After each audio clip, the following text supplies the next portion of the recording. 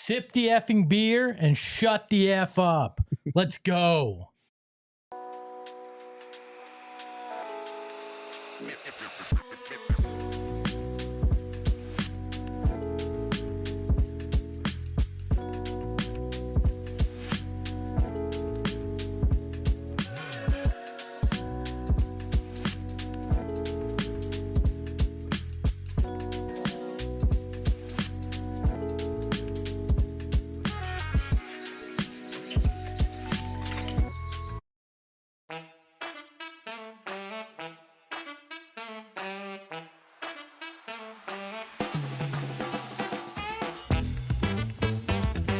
Welcome into the PHNX Suns pregame show, brought to you by our friends at Gila River Resorts and Casinos. You do you at Gila River Resorts and Casinos. Visit playatgila.com for more details. I'm Espo, he's Steven, and we are ready to talk some Suns versus Pistons. Noah behind the Mac can shut up. He's wearing his Pistons gear tonight as he is a Michigan native, and we don't care because the Phoenix Suns are looking to win, but they're going to have to do it without a key member of the team. Let's take a look at the injury report right off the top here because we can't bury the lead. Bull Bowl is out tonight. Bull Bowl is out with a left knee contusion. Colin Gillespie still out with a right ankle fracture. But Devin Booker is going to miss tonight's game with left groin soreness. I did not know that there was left and right groin. I just thought there was the groin. But there is soreness on the left side of it, apparently, for one Devin Armani Booker. He will be out the next 2 games. And then they said they'll reevaluate him, which leads me to believe no Christmas for Book. But that's just my assumption. Steven, what are you making of all this? This is tough. Soft tissue injuries are the worst because they're hard to gauge as far as when a player might be able to come back. And when it's one of the ones that's like a groin that's in the center of your body. Apparently this one's on the left. So the left center of the body. that just affects all of your emotions. Like you feel it when you stretch, you feel it when you sleep, you feel it when you walk, obviously when you run. I think that this is another one of those we'll have to let him get back to 100% before we can give him the green light type scenarios. No different than how it was with Kevin Durant's calf and Bradley Beal's calf as well. My thing too, I don't want him to rush back for Christmas. We've seen that. We've seen that before. And that was 2 years ago. Yeah. Crazy. Yeah, get healthy. Yeah. Don't worry about the Christmas Day match. I know it's a sexy thing because it's national TV. Everybody's made a big deal out of how important Christmas games are, but the reality is it's one of 82, and they need everybody healthy. Yeah. And don't force your way back just to be able to take on the Nuggets on Christmas night. I could not agree more with that. It is a game that you want, but it's also a game that you want to be healthy for if you're going to be going into that environment. So I'm completely on the err on the side of caution side with this injury, because if it flares back up, it's something that can be longer than just 2 games potentially, regardless of how spaced out they might be. So I'm just operating with the mindset that the Suns are going to be without Booker for, let's just say, 2 to 3 weeks. Yeah, and they have to find their stride in this pocket of time that's pivotal to everything that they're looking to build towards in terms of decision-making come January. Yeah, I mean, he could very easily come back faster than that, but I think that is a good mindset to go into the unknown with. And if he comes back sooner, great. Everybody's surprised and happy with it, but I wouldn't expect him.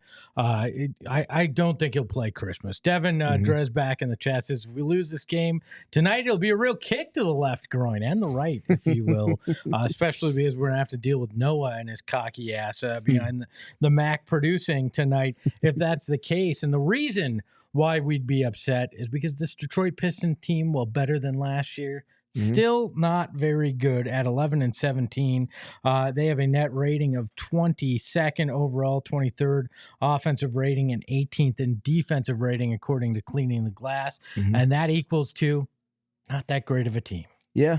They're not that great of a team, but styles make fights. And we spoke at length about the Suns and the lack of connectivity with their pick and roll defense in particular, which is bled into their general defense. One thing that this Pistons team is very good at, pick and roll. Cade Cunningham, top 3 in assists, number 1 in assists that have resulted in 3-point makes for his team across the entire NBA. And he's also a top 3 pick and roll playmaker and scorer as well. So there's going to be a lot of those scenarios. He's also a bigger guard, which the Suns have struggled with. They're going to be without one of their better defenders in terms of Devin Booker as well. They got to come and figure out the context of defending and pick and roll before anything else. You know what's good, though, is, just because he's really good at assisting on threes, the Suns don't let a lot of their opponent. Oh, wait, never mind. There is always some random guy and teams hitting threes like crazy against them, so that is going to be a problem this evening. When you're looking at it, though, is it as simple as trying to stop that pick and roll that is the key to tonight's game, or is there something else that stands out to you that's going to define this matchup? I think it's as simple as if they defend the pick and roll well, they win this game. This is a Pistons team with a ton of deficiencies and inefficiencies, to the extent that where if they win where they know that they're prolific at, which is taking away that pick and roll effectiveness on volume, it'll be there. And this starts, if we break it up into layers, the pick and roll play is the context you want to look at. Navigating screens well. Jalen Durant is a good screener. He's an athletic roller. If you can keep Cade Cunningham from turning the corner and engaging Yusuf Nurkic or Mason Plumlee or Oso Ighodaro and stick to his hip, that's going to allow for everybody else to stay in place. That's going to take away the corner three-point shots, which is one of the areas of the game that they're one of the best in the league at. Take away those shots from Tim Hardaway Jr., Jaden Ivey, and Malik Beasley.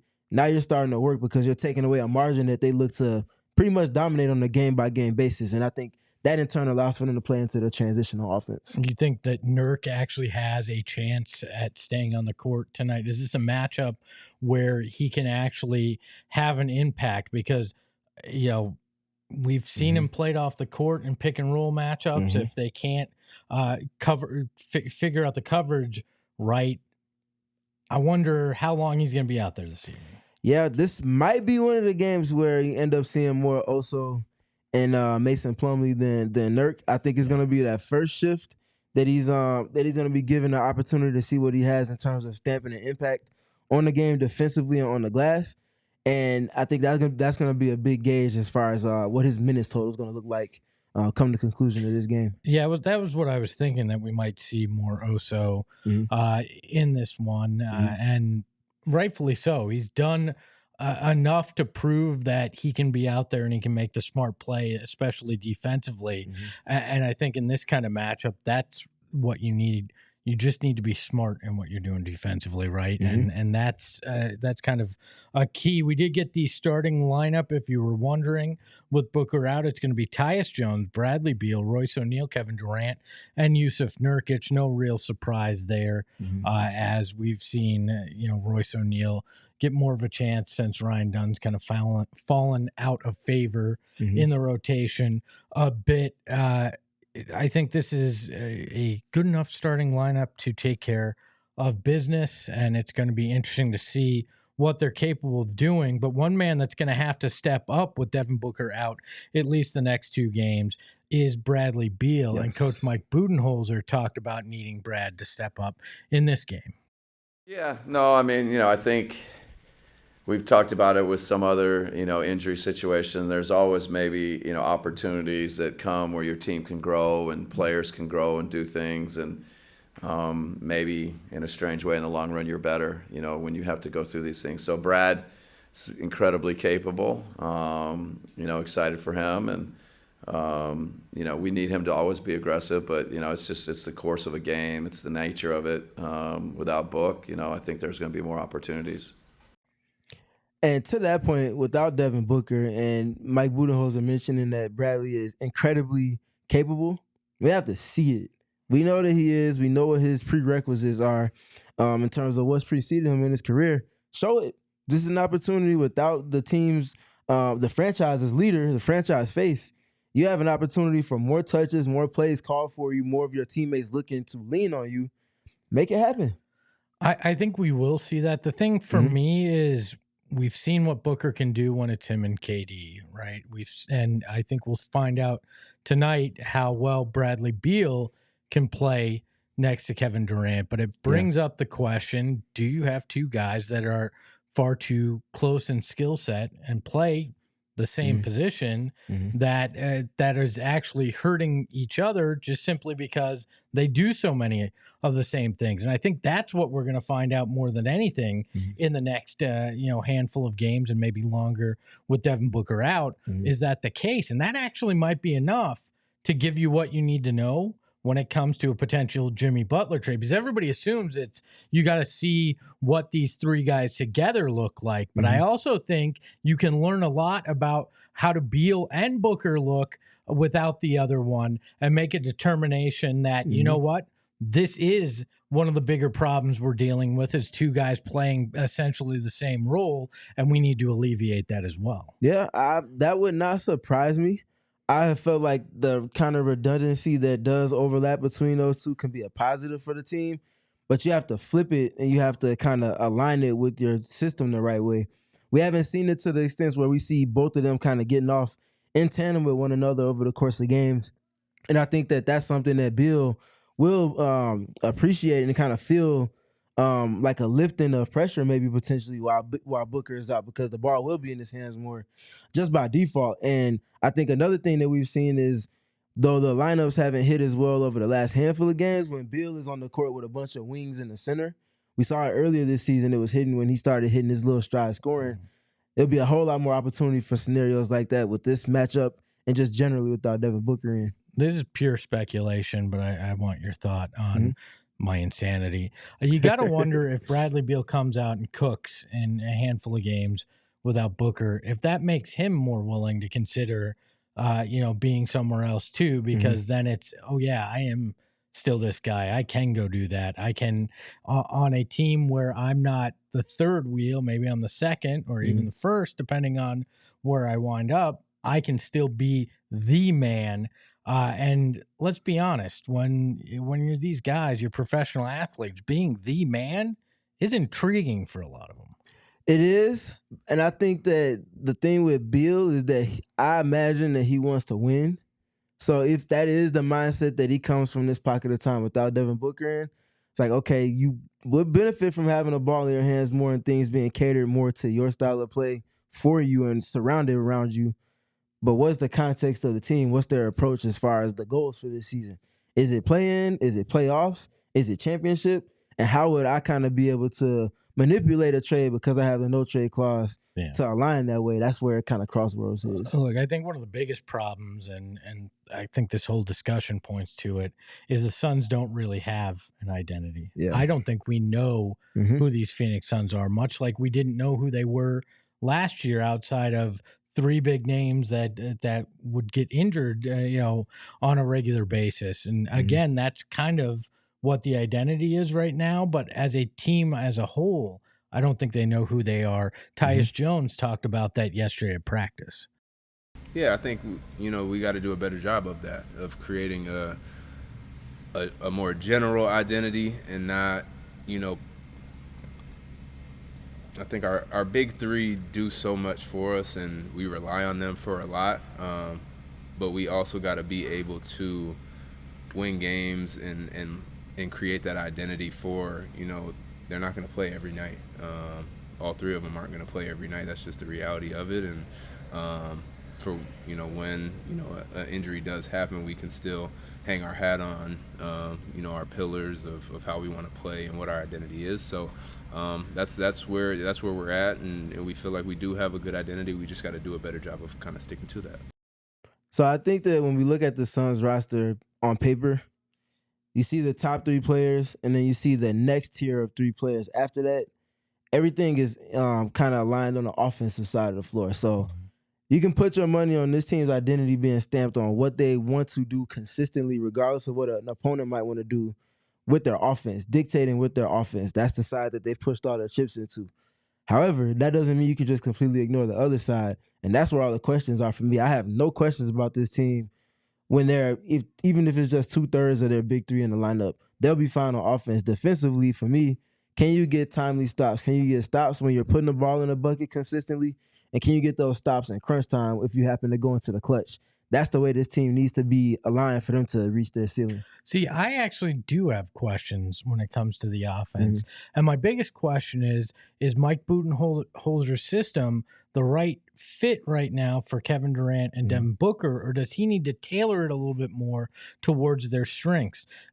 Threes are still important in his offense, but does he put a little bit more respect on the mid-range game, right? And develop a little bit more for both of those guys in the mid-range, because they've been lethal there in their careers. And the way of the league is, 40, 45 threes in a game in a lot of cases on nights where they struggle from beyond the arc. And we've seen those nights. It's usually where they lose a game that they're not supposed to. Why not at that point say, you know what? We have these sets that lead into these mid-range shots more. Go get yours there because we need it tonight. And integrate it in every night. But when those shots really aren't falling, turn to them because we know they're almost automatic in that. I don't disagree with that part at all. But I felt like this is like a segment of the season where they're just trying to kind of establish habits. Yeah. And by establishing those habits offensively, you also kind of train your opponents to want to defend you a certain way, so that when you get to the scenarios like, let's say it's the clutch, now you got Kevin Durant getting his elbow touches, mid-post, block touches, whatever, and going to work in isolation from there. Devin Booker is meandering in the mid-range, out of pick and roll, and Bradley Beal can do the same. I think they just want to establish that they are looking to take as many threes that are given to them and as many threes that they can manipulate. But that also works in turn with their big three, especially at least two of those big three working in the mid-range as well. All right, we teased it a little bit. Do you think tonight is a trap game against the Detroit Pistons? Is this a game where, for multiple reasons, they come out and it may be tougher than you'd expect? Yes. I agree with it for the most part, just because of how good the Pistons can be with their offense and pick and roll. Because of how prolific of a player Cade Cunningham is as a scorer and a playmaker. There's no pass he can't make. There's no way he can't score in pick and roll, pull up threes, at the bucket, floaters, middies, post ups out of that. He can do it all. And if you can't put that fire out, that's the fire that's feeding everybody else. Jalen Duren's getting alley-oops. All of their three-point shooters, Tim Hardaway Jr., all the guys I mentioned at the top of the show, are getting wide open catch and shoot opportunities because he's engaging the big man. Someone has to help over from their man in the corner, and now they're knocking down the highest percentage shot outside of a layup in the half court. So they have to figure out that part. It's just something that, with the way the NBA set up, there's so many elite guards, and almost all of them are good to great in pick and roll. The problem's not going anywhere. You have to solve it. I actually don't think it's I'm not saying it's not good that Devin Booker isn't out there, but I don't think it's necessarily a bad thing that Royce O'Neal's in your starting lineup tonight. Yes. Because you now have a guy that is a little bit, of a defensive-minded guy in that starting unit that can hopefully help disrupt that pick and roll a little bit, help disrupt Detroit so they don't get going. Because I feel like one of the biggest problems this team has is they let the other team get in a rhythm early. Yes. And when you allow that, even if it's a bad team, that can turn into a wave of momentum where that offense continues to be good throughout a game. So hopefully they can make at least somewhat of a statement defensively early in this game, in part because Royce O'Neal's out there. Let's take a look at what the teams are going to be wearing tonight. My favorite part of the program, because I get a shit on the other uniform. Yeah, I can say it. We're not on TV right now. I screwed up. The Valley jerseys for the Suns. We've talked about these. We love them. And then I know this is supposed to be like honoring the bad boys, but this just looks like somebody washed a white uniform with something else, and it came out dingy, and somebody broke their hand to write the font on them. So these are trash. So much like people thought the city of Detroit was in the 2000s. But you know what? We'll let them wear them tonight in Phoenix. So there is that. Let's take a look at what our predictions for the score is. I just got Noah shaking his head back there. I've got the Suns by 12. Gerald has the Suns by 4. Eric, with his head tilted up, has the Suns by 9 because he thinks things might be looking up for the team. And then, what's your pick here, Steven? I got the Suns by 7. I think this is a gotta have it. They got to have this one for multiple reasons. Noah had the Pistons by 67.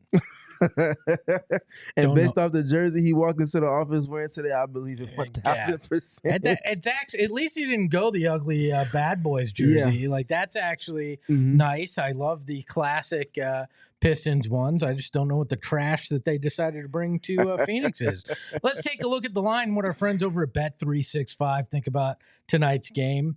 They definitely don't agree with Noah, but this line's moved a little closer to Detroit today. It's Suns a 5.5 favorite. It was 6.5 at one point today. If you're like Noah and you're crazy, you can get the Pistons money line at plus 180. Suns are a minus 220 on the money line there. You feel that's about right for tonight's game? About 5.5 there? Yeah, I do. Would you take the over or the under? I would take the over. Over. All right. I agree. I know my pick was 12, but I vacillate on how confident I am in these games, and tonight is certainly one of those nights just because I'm staring at Detroit Pistons garb right now. Let's take a look at what our bets are today. It is our pregame picks presented by our friends at Bet365. Download the Bet365 app. Use that promo code PHNX365 when you sign up and find out why, whatever the moment, it's never ordinary at Bet365. Disclaimer, must be 21 and over, physically located in Arizona. If you or someone you know has a gambling problem or a problem gambling like Steven, call 1-800-NEXT-STEP, text NEXT STEP to 53342 or problemgambling.az.gov. I don't think I was supposed to read the disclaimer there, but I felt like you guys need to know because when you see these picks, probably bet the opposite. You can't use me in that context. I can't anymore. You got one good pick. That's all it took. All it takes is one, baby.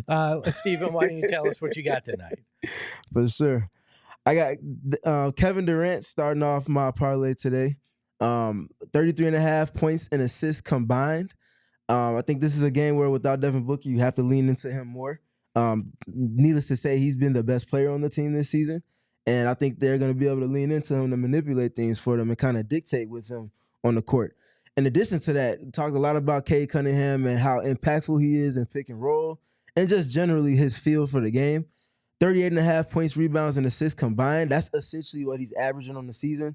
24 points, 9 and some change in terms of assists, and 7 plus rebounds. So he should be money for that, especially with the Suns' woes in terms of guarding bigger guards especially.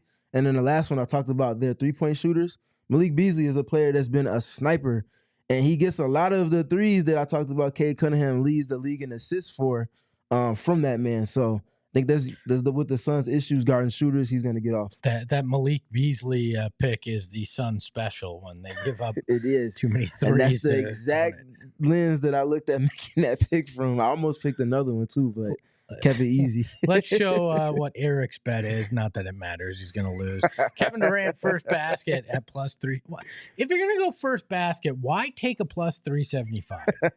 Right? Like this is literally a crapshoot when you take first basket and you choose the one with the least, the lowest odds of it. Let's take a look at mine because I did the same, but I actually did a man's bet here, and I took Tyus Jones first basket at +700 because that's how you do it if you're going to take a first basket. Let's take a look at the standings as well so Steven can gloat a little bit here. He's at 127.42. Eric is basically on his way to blowing a car payment here before we're even into January. It's minus 193.5, and I'm not that far behind him right now at -85, but I hope I will be there in the green with you shortly. Any final thoughts going into this game tonight? We talked about the pick and roll being key, but any other factors that the people should watch tonight? Yes, I would watch for Tyus Jones in this one. Defensively and offensively. I think defensively, they're going to look to involve him in those pick and rolls that we spoke to try to take advantage of his lack of size on a player like Cade Cunningham. And then on the other side for the Suns, obviously a lot of the scoring attention goes to Kevin Durant naturally and Bradley Beal right after that.